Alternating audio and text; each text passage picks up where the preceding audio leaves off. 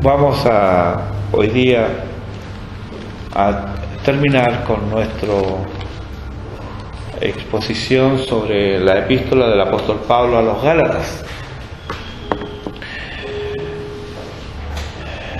Y hoy día veremos los versículos 14 al 18 de Gálatas capítulo 6, y el título del sermón es Gracia que emana de la cruz. Y vamos entonces a empaparnos un poco del texto, y dice: pero lejos esté de mí gloriarme sino en la cruz de nuestro Señor Jesucristo, porque en el mundo me es crucificado a mí y yo al mundo.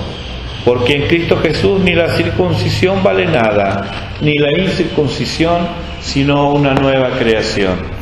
Y a todos los que anden conforme a esta regla, paz y misericordia sea a ellos y al Israel de Dios. De aquí en adelante nadie me cause molestias, porque yo traigo en mi cuerpo las marcas del Señor Jesús. Hermanos, la gracia de nuestro Señor Jesucristo sea con vuestro espíritu. Amén. Es admirable que una carta dirigida a quienes se están apartando del camino correcto, a quienes de alguna manera están despreciando la gracia, sin embargo el apóstol comienza la epístola y termina la carta haciendo referencia a la gracia de Dios. Invoca la gracia de Dios al principio, exalta la gracia de Dios en el desarrollo de su tema, lo vemos a través de todos estos capítulos, y termina invocando, anhelando la gracia de Dios para sus queridos hermanos. Notemos que Pablo les ama. Ellos estaban profundamente equivocados, pero seguían siendo sus hermanos. Y aquí vemos a Pablo haciéndose eco de aquel que desde la cruz dijo: Padre, perdónales, porque no saben lo que hacen. Sin duda alguna, Pablo intercedía también de la misma manera por estos hermanos de Galacia, pidiéndole: Padre, perdónale, Señor, perdónale, no le tomes en cuenta esto. Otro de los conceptos dignos de destacar es la constante referencia a la cruz. Gracia y cruz se unen aquí en santa comunión. El apóstol halla en la cruz el lugar de sustitución donde Cristo tomó nuestro lugar, según nos dice Gálatas capítulo 1 versículo 4, ¿cierto? Allí nos dice: el cual se dio a sí mismo por nuestros pecados para librarnos del presente siglo malo. ¿Dónde se dio? Allí, en la cruz del Calvario. Entonces es el lugar de sustitución.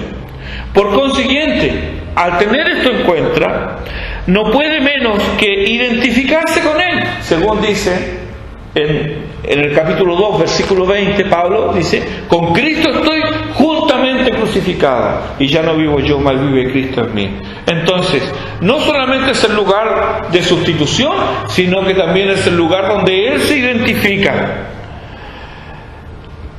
Y por supuesto, ninguno puede llegar a ser nueva criatura si no tiene además una clara visión de la cruz. Gálatas 3:1 nos dice que Jesucristo ya fue presentado claramente entre vosotros como crucificado. Nadie es salvo si no tiene una convicción de que Cristo murió por sus pecados. El hecho de la cruz y de que Jesucristo no sea presentado como crucificado implica que Él tomó mi lugar, que Él murió por mis pecados. Si alguien no tiene esa visión clara de la cruz de Cristo, no es salvo. porque significa que todavía está en sus pecados. En cambio, aquel que ha sido justificado es porque sus pecados están ¿en quién? En Cristo. ¿Y dónde están? En la cruz del Calvario. Entonces, nadie, ninguno, puede llegar a ser nueva criatura sin tener una clara visión de la cruz. A pesar de esto, de la maldición que la cruz conlleva, según nos dice Gálatas 3, versículos 13 y 14, porque dice, escrito está, maldito todo el que es colgado de un madero. ¿Verdad? A pesar de que es el lugar de maldición, también es el lugar donde Él logró nuestra redención, según nos dice Gálatas 4, versículos 4 y 5. Cuando vino el cumplimiento del tiempo, Dios envió a su Hijo, nacido de mujer y nacido bajo la ley. ¿Para qué? Para que redimiese a los que estaban bajo la ley. ¿Y dónde fue obrado esto? Allí, en la cruz. ¿Es un lugar de maldición? Sí, pero también es un lugar de redención. Es la maldición del Hijo de Dios, pero es el lugar de la redención de los hijos de Dios. En este lugar es donde tropiezan los enemigos de la cruz de Cristo, los impostores, según vemos en el capítulo 5, versículo 11, donde dice que estos no, el apóstol se presenta a sí mismo como padeciendo persecución por causa de que él predica la cruz de Cristo. Y él se pregunta, ¿por qué padezco persecución todavía? En tal caso se ha quitado el tropiezo de la cruz. Esto hacían los enemigos de la cruz, quitan la cruz para no tener tropiezo. ¿En qué? Para no ser perseguido, para no sufrir. Pero para Pablo y para todos los creyentes, la cruz es el lugar de gloria. Lejos de mí, dice el apóstol en Gálatas capítulo 6, versículo 14, lejos de mí gloriarme, sino en la cruz, gloriarse en la cruz. ¿Por qué? Porque es desde la cruz donde se despliegan para y ante nosotros los efectos de esta maravillosa gracia. Sin cruz estamos sujetos bajo servidumbre. Sin cruz nada se opone a nuestra naturaleza pecaminosa. Sin cruz no hay remisión de pecados y por ende no hay salvación. Entonces, obviamente que es un lugar especial para nosotros. Veamos entonces estos últimos versículos bajo los encabezados que enunciamos. En primer lugar, veamos que sin cruz estamos bajo servidumbre, el versículo 14, la segunda parte, aunque el texto completo dice, pero lejos esté de mí gloriarme, sino en la cruz de nuestro Señor Jesucristo, por quien el mundo me es crucificado a mí y yo al mundo. Hace algunos domingos atrás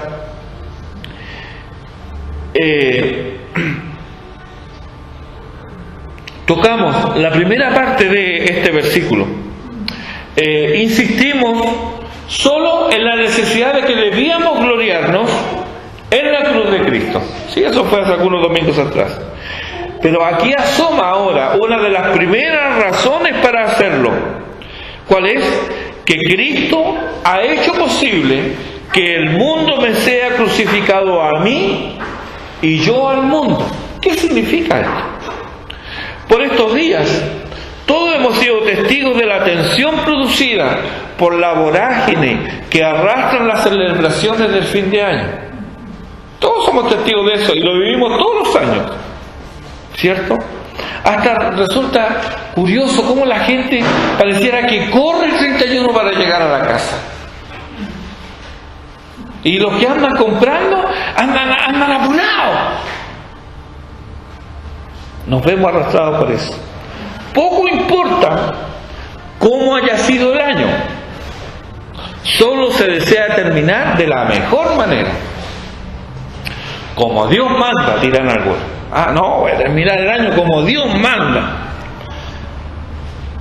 Bueno, sin duda tienen razón, porque el Dios de este siglo le ha cegado el entendimiento para que busquen afanosamente lo que nunca han encontrado y nunca encontrarán.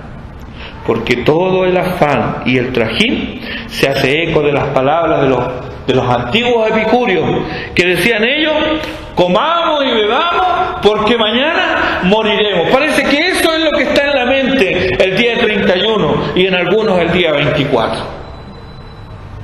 Comamos y bebamos porque mañana moriremos. Apurémonos, vamos a comprar. ¿Cuánto cuesta eso? Tal doble. No importa, pero tengo que tenerlo.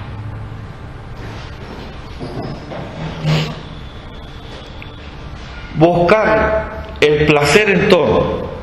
Esa es la consigna. Eso pensaban los epicúreos. Habían dos ramas, los epicúreos y los estoicos. Los epicúreos buscaban el placer en todas las cosas. Los estoicos no, ellos se privaban del placer. Eso para ellos era lo máximo. Los estoicos. Los epicúreos no, ellos buscaban el placer en todas las cosas. No importando el sacrificio que demande, el hombre busca satisfacer su necesidad interior. Y buscando, esta es la paradoja, que buscando se pierde sin hallar nunca lo que anhela. ¿No hemos experimentado también ese vacío? Buscar y no hallar nunca lo que anhelamos. Así es el mundo y sus demandas. Y son muchos los que corren tras la olla con doblones de oro que espera al final del arco iris. Esa es una leyenda. Que al final del arco iris hay una olla con monedas de oro. Y muchos son los que corren tras eso. Mas cuando creen haber llegado ahí, ¿qué es lo que descubren? Doblemente insatisfechos, porque además están cansados, que no están. ¿Y qué es lo que hacen? Dicen: ¿saben que esto no lo hago más? No, lo vuelven a buscar. Comienzan de nuevo la loca carrera para nunca acabar. Son como el ratoncito que está dentro de la jaula y que corre dentro de la rueda. Más corre, más avanza. No, siempre está ahí mismo. Así es el mundo y sus demandas. Y todos los hombres entran en esto. Corren y están donde mismo. No avanzan. Un ejemplo de alguien así: Jimi Hendrix. Lo tuvo todo: fama, dinero, prestigio. Pero este drogadicto desenfrenado era un pobre ídolo. Él conducía los deportivos más caros, tiraba el dinero por la ventana, literalmente, porque él por concierto se le llegó a pagar hasta $100,000 por un concierto. Tiraba el dinero, pero era un hombre infeliz. Él dijo en una oportunidad: miren, cuando nazca un niño, cuando un niño viene a este maldito mundo, póngase de luto. Eso pensaba. Y pensar que muchos admiran a este hombre. Una de sus canciones dice: ¿viviré mañana? No puedo afirmarlo, pero lo que sí sé es que hoy no vivo. Sus últimas palabras quedaron grabadas en una contestadora telefónica, luego de que él fue encontrado asfixiado en su propio vómito, después de haber ingerido alcohol y algunos somníferos. ¿Y cuáles fueron las últimas palabras? Fueron maldiciones pidiendo ayuda. Un hombre que todo lo tenía, menos paz en su corazón, porque Cristo no tenía lugar ahí. Con razón, ese himno que cantamos, sin Cristo no tengo nada. Pero el mundo y sus demandas engañan al hombre, diciéndole que lo que él busca y lo que él anhela está ahí, que si corre un poco más, que si se dedica un poco más, lo va a obtener y va así a obtener satisfacción y el cumplimiento de todos sus anhelos. Mentira. Porque si no, ese vacío, Agustín lo dijo, nos hiciste para ti, nos creaste para ti, y nuestro corazón no tiene reposo hasta que no reposa en ti. Este, por supuesto, es un ejemplo extremo, pero no es el único. Hay muchos más.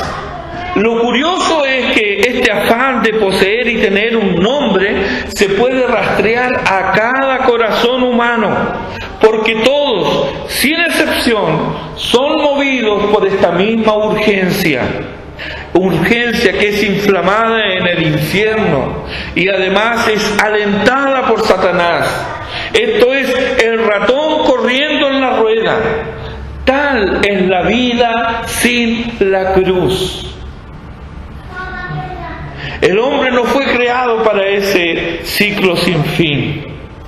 El hombre fue creado para glorificar a Dios y disfrutar de Él para siempre. Pero antes que este disfrute sea posible, debe morir a las demandas del mundo. No es que el mundo muera, no, el mundo está bien vivo. Sin embargo, por medio de la cruz, el mundo ha muerto para mí. Esa es la diferencia. Sus demandas ya no me mueven. Sus urgencias no me conmueven. He sido liberado de ese poder que me tenía cautivo. Escúchalo nuevamente. El versículo 14, la segunda parte. Es por la cruz de nuestro Señor Jesucristo, por quien el mundo me es crucificado a mí y yo al mundo. Si estás en el mundo y perteneces a Él, vives bajo su dominio. ¿Y qué tan malo puede ser esto? Primera de Juan capítulo 5, versículo 19, el apóstol nos dice que el mundo entero está bajo el maligno. Poco importa que aquí alguien sea ateo o muy religioso, porque si está en el mundo, el poder del maligno está sobre él. ¿Sí? La cruz de Cristo es la que nos saca de la esfera de ese poder, ya que Él, mediante la cruz, Cristo mediante la cruz, nos ha librado de la potestad de las tinieblas y nos ha trasladado al reino de su amado Hijo, según nos dice Colosenses 1:13. Y es solo por la gracia de Dios que de la cruz sale el poder para libertar a los hombres de la esclavitud del mundo. Solo por la gracia de Dios salimos de la rueda donde corríamos a ninguna parte. Solo por la gracia de Dios. En segundo lugar, veamos que sin la cruz nada se opone a nuestra naturaleza pecaminosa. Dice el versículo 15, porque en Cristo Jesús ni la circuncisión vale nada, ni la incircuncisión, sino una nueva creación. Aquí tenemos representados los sistemas religiosos del mundo. Para el judío, el mundo estaba representado por dos tipos de hombres: los circuncidados y los incircuncisos. No existía más. Estaban los que circuncidados y todos los demás eran incircuncisos. Daba lo mismo que religión profesada. Daba lo mismo eso. O también, aunque era raro, pero el Salmo 14 nos dice que ya existían algunos que decían no existe Dios, o sea, una forma de ateísmo. Era raro, pero había.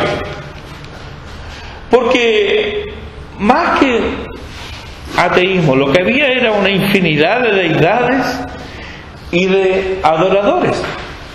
Cierto filósofo se burlaba de la religiosidad de su época diciendo que en Atenas era más fácil hallar un dios que hallar un hombre. Aunque tal vez él se burlaba de la falta de virilidad extendido por la homosexualidad imperante en esos días. Yo aquí siempre tengo la duda, ¿lo habrá dicho por esto? Pero como quiera que sea,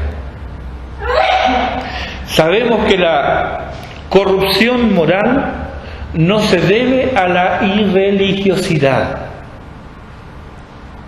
No. La corrupción moral nunca se debe a una falta de religión. Las sociedades más corruptas y permisivas, las sociedades más depravadas, y esto, si usted quiere, puede poner a las civilizaciones amerindias de antes que llegara Colón, no eran sociedades que carecían de religión. Lo que nos viene a confirmar, lo que Pablo escribe en Romanos capítulo 1, que la corrupción moral es una consecuencia directa de la práctica de una religión equívoca. Romanos 1, versículos 22 al 24, así lo declara. ¿Qué dice? Profesando ser sabios, se hicieron necios y cambiaron la gloria de Dios incorruptible en semejanza de imagen de hombre corruptible, de aves, de cuadrúpedos y de reptiles. Y parece que estuviéramos viendo a las deidades de los incas, de los quechuas, de los toltecas, de los olmecas, inclusive de los mismos mapuches.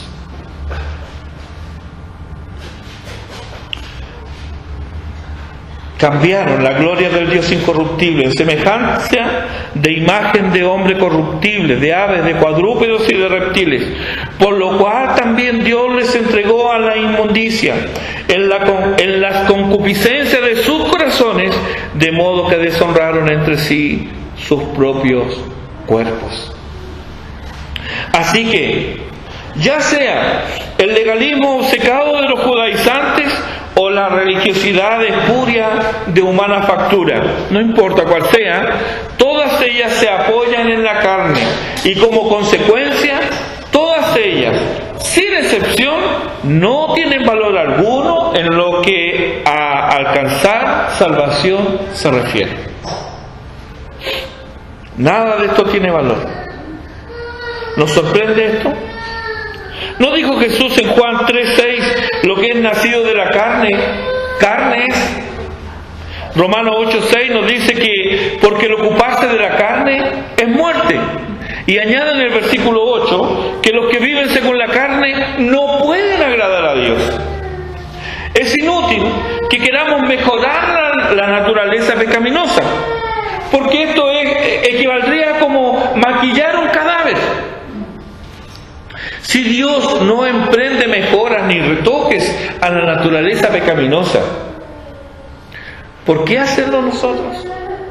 ¿Acaso podremos hacer lo que Dios se niega a hacer?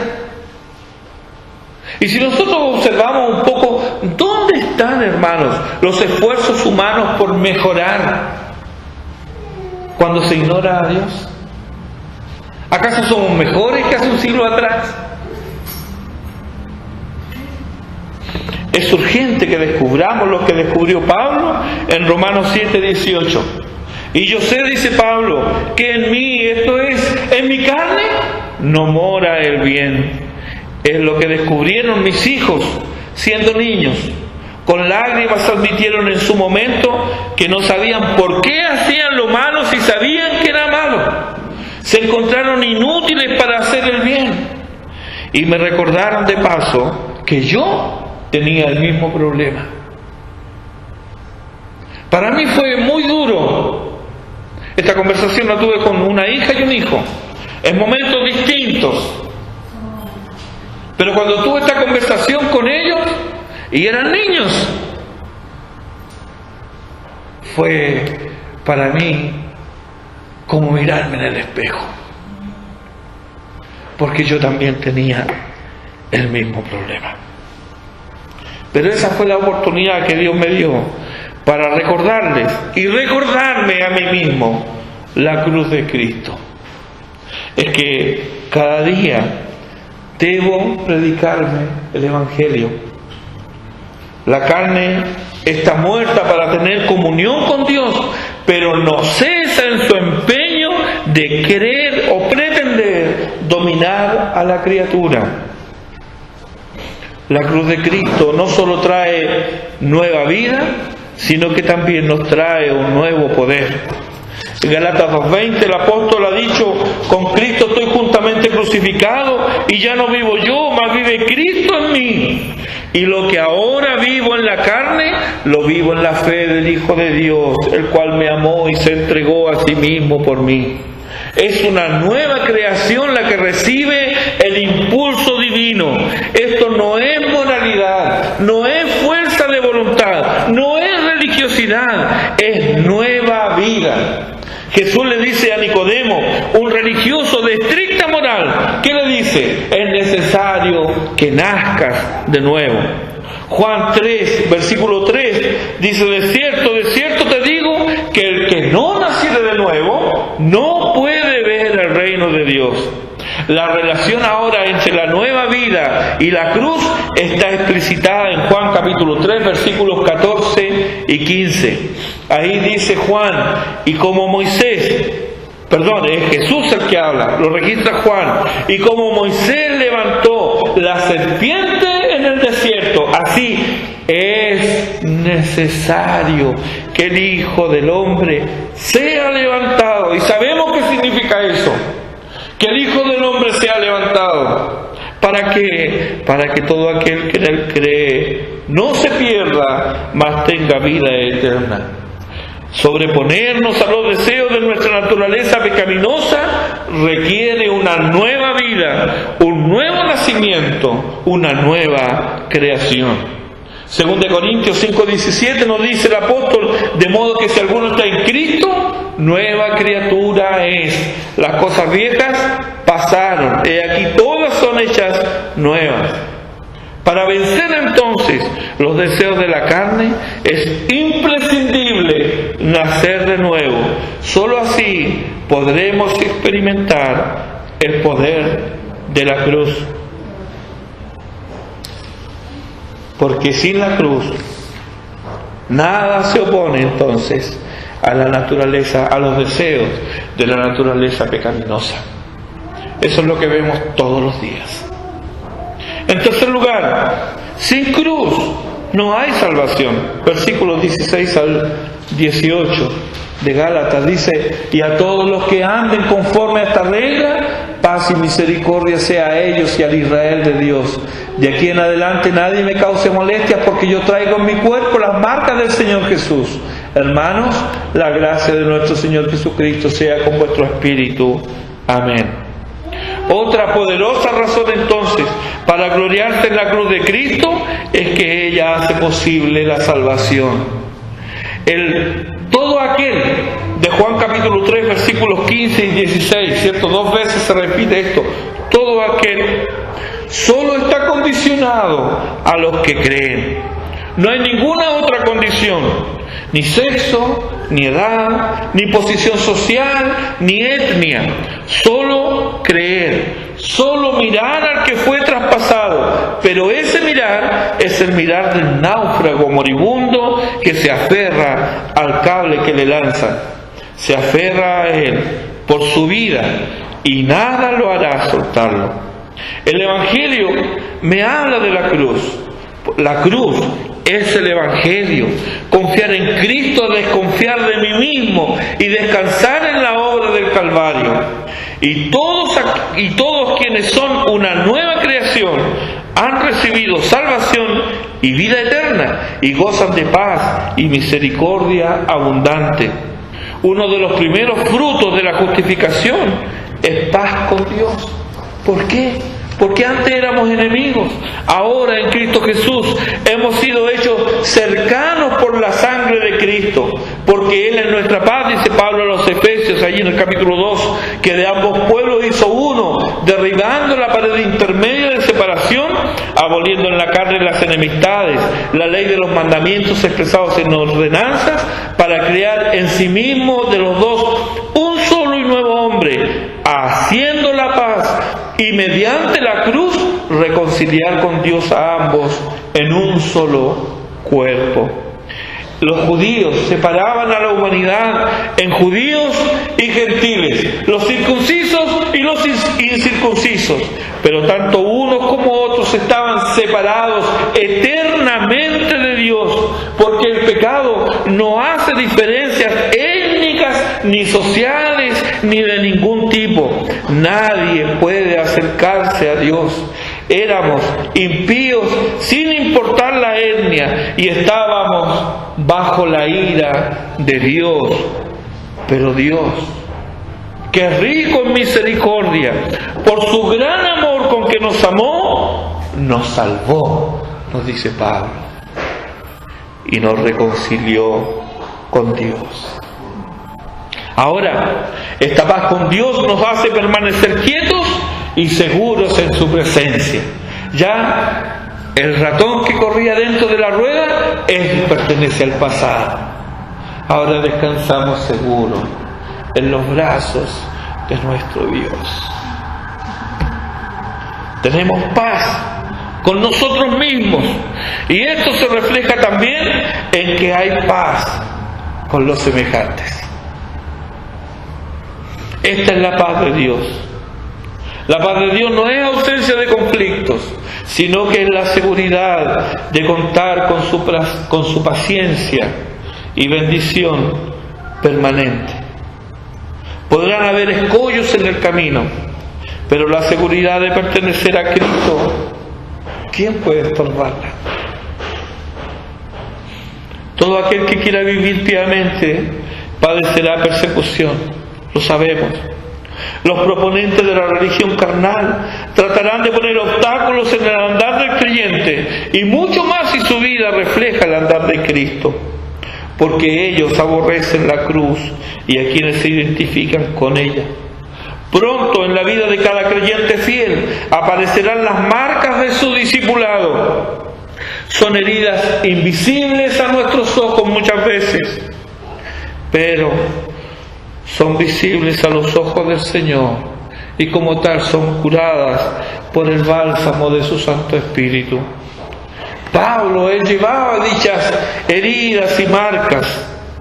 Seguramente entre los destinatarios de esta carta había quienes fueron espectadores cuando él fue objeto de apedreamiento en Listra. En Hechos 14:19 encontramos que se dice explícitamente que solo Pablo fue apedreado. Y como en todo acto en el cual interviene el populacho, seguramente había testigos. Y tal vez, ¿por qué no pensar de que más de alguno de los que se congregaba ahí en la iglesia, en Listra, había participado apedreando al apóstol? ¿Por qué no? El contraste, entonces, hermanos, es notable. Los impostores buscaban no padecer persecución por causa de Cristo y por eso acomodaban su mensaje. Pablo, en cambio, no esquivaba la persecución ni el sufrimiento y permanecía fiel exponiendo el mensaje de la cruz, mensaje que humilla el orgullo del hombre, pero exalta la gracia de Dios en la salvación. Este es el mensaje que promueve la santidad verdadera en el corazón y en la vida, el mensaje de la cruz. En cambio, el mensaje que se acomoda al gusto del oyente lo adormece en la corriente del mundo para terminar en el despeñadero. Hermanos, despertemos de una vez a esta realidad. Por cuanto nos hemos identificado con Cristo, somos enemigos de Satanás y sus huestes. No podemos evitar el conflicto. Pactar tregua es un engaño. Además, tiene en nosotros mismos un aliado fiel, porque somos vendidos al pecado y amantes del mundo. Si Dios no interviniera con su gracia redentora, entonces el conflicto está instalado y la lucha será a sol y sombra. Pero, tal como no debemos asombrarnos ni sentirnos intimidados por el frenesí de la lucha, tampoco debemos ignorar la realidad de que está con nosotros el Señor de los ejércitos. Fue la certeza de Jeremías y lo es de nosotros ahora. Jeremías 20:11 dice: mas Jehová está conmigo como poderoso gigante, por tanto los que me persiguen tropezarán y no prevalecerán, serán avergonzados en gran manera, porque no prosperarán, tendrán perpetua confusión que jamás será olvidada. Pablo podía decir: yo traigo en mi cuerpo las marcas del Señor Jesús. Pablo fue fiel al Evangelio y fue perseguido. Murió mártir por el poder imperial, pero sus perseguidores no fue el poder imperial. Sus perseguidores fueron de entre sus hermanos, aquellos que se hicieron sus enemigos, porque Pablo les dijo la verdad. Es que la verdad incomoda, la verdad molesta, y Cristo es la verdad, y donde Cristo es predicado, allí alza bandera la verdad. La verdad expone los mantos de mentira que alimentan el orgullo del hombre y humilla sobremanera al religioso, descubriendo las motivaciones impías tras los pretendidos actos de piedad. Esa es la razón por la que el mensaje del Evangelio no pasará desapercibido, porque allí donde la verdad es predicada, amanece la luz y las tinieblas huyen. Y quienes aman las tinieblas huyen también, porque detestan la luz.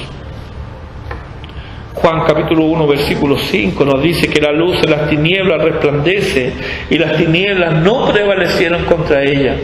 En el mismo libro capítulo 3 versículo 19 nos habla de cuál es la condenación. Nos dice: y esta es la condenación, que la luz vino al mundo y los hombres amaron más las tinieblas que la luz, porque sus obras eran malas. Esta es la naturaleza del conflicto en el cual estamos envueltos. Lo queramos o no, somos parte de él. O estamos en la luz o permanecemos en tinieblas. O somos de los heridos o somos de los que hieren. Hermanos, si andamos en luz, si estamos en luz, tengamos comunión entonces unos con otros. Si estamos en luz, no temamos sufrir penalidades como buenos soldados de Jesucristo. Pero si estamos en tinieblas, te invito, ven a la luz. Cristo Jesús, Él es la luz del mundo. Él puede librarte de la potestad de las tinieblas y trasladarte al reino de su amado Hijo. Solo en Él tenemos redención por su sangre, el perdón de pecados. Pablo termina invocando la gracia de Dios en el versículo 18. Hermanos, la gracia de nuestro Señor Jesucristo sea con vuestro espíritu. Amén. Los Gálatas le habían causado muchos problemas al apóstol. Fueron para él una fuente de disgustos y preocupaciones. Sin embargo, invoca la gracia de Dios sobre ellos y los llama hermanos, tal como ya los ha llamado en 8 oportunidades en esta epístola. Esta es una epístola cortita, sin embargo en 8 oportunidades el apóstol le llama hermano. Otra cosa aquí a considerar, que a pesar de que esta epístola es tan distinta a Filipenses, sin embargo el apóstol se despide de la misma manera. Unos eran gozo y corona, ¿verdad? Cuando le escribe a los filipenses, le dice, gozo y corona mía. Él se alegraba solamente de pensar en sus hermanos de Filipo. Había gozo y alegría en su corazón. Algunos eran gozo y corona. Otros serán tristeza y espinas. Pero nunca dejarán de ser hermanos si somos hijos del mismo Padre. Hay comportamientos que no entendemos. Hay comportamientos que no comprendemos y que tal vez pasará toda la vida hasta que tengamos una comprensión de por qué alguno procede de determinada manera. Pero no debemos olvidarnos de lo que Pablo no se olvida aquí, de que esos que le causaron tanto dolor y sufrimiento siguen siendo sus hermanos.